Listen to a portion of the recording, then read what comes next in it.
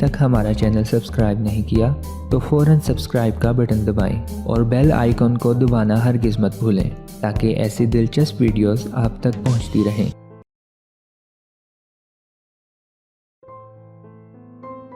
अंडों को कई तरीक़ों से पकाकर खाया जाता है, मसलन फ्राई, ऑमलेट या उबाल कर भी इस्तेमाल किया जाता है।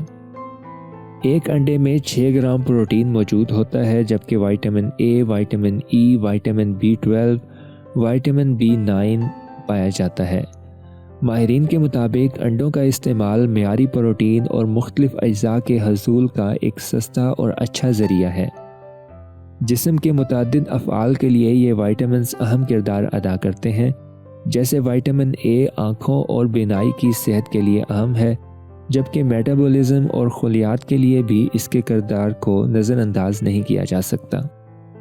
विटामिन B12 आसाबी खुलियात और खून के खुलियात को सेहतमंद रखने का काम करता है। विटामिन B9 खून की कमी से बचाता है, क्योंकि इससे खून के नए सुर्ख खुलियात बनते हैं। इसके साथ साथ अंडे मसल्स में आने वाली तनज़ुली का इम्कान भी कम करते हैं। अंडों की सफ़ेदी और जर्दी दोनों की ही मुख्तलिफ खुसूसियात हैं। अंडे की सफ़ेदी में प्रोटीन का 60% हिस्सा होता है, जबकि जर्दी में चिकनाई और कोलेस्ट्रॉल मौजूद होता है, मगर इसमें मौजूद फैटी एसिड्स, वर्मकुश और एंटीऑक्सीडेंट खुसूसियात का हामिल होते हैं, जिससे यादाश्त को बेहतर बनाने के साथ साथ दिल की शरियानों को भी तहफ़्फ़ुज़ मिलता है।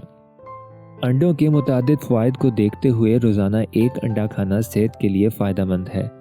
अगर आपको दिल की शरियानों के अमराज का सामना नहीं और ब्लड कोलेस्ट्रॉल लेवल सेहतमंद लेवल पर है, तो रोज़ाना एक अंडा खाया जा सकता है।